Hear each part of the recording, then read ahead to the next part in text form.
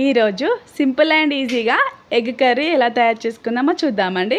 ముందుగా కాగిన ఆయిల్లో ఆవాలు జీలకర్ర వేసుకొని అవి వేగిన తర్వాత చిన్నగా కట్ చేసిన ఆనియన్స్ వేసుకొని ఇవి లైట్గా ఫ్రై అయిన తర్వాత అందులోనే 1 టీ స్పూన్ అంతా అల్లం వెల్లుల్లి పేస్ట్ని యాడ్ చేసుకొని ఇది అల్లం వెల్లుల్లి పేస్ట్ ఫ్రై అయిన తర్వాత అందులో తగినంత పసుపు యాడ్ చేసుకొని కలుపుకోవాలి అండి.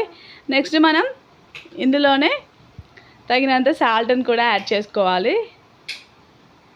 నెక్స్ట్ కారంని యాడ్ చేసుకోవాలి అండి తగినంత.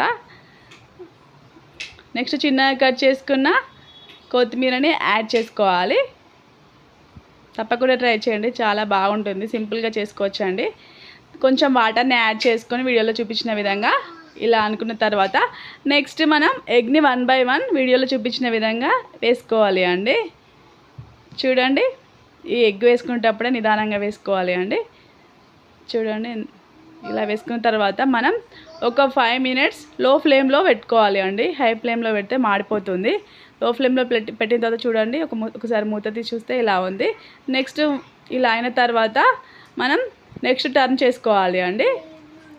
టర్న్ చేసుకుంటే మళ్ళీ ఒక 2 minutes మనం దీన్ని మూత పెట్టుకొని ఉడికించుకోవాలి. ఆ 2 minutes తర్వాత మనం మళ్ళీ టర్న్ చేసుకోవాలి అండి.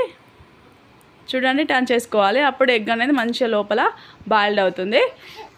చూడండి ఎంత బాగా వచ్చిందో, చాలా టేస్టీగా ఉంటుందండి.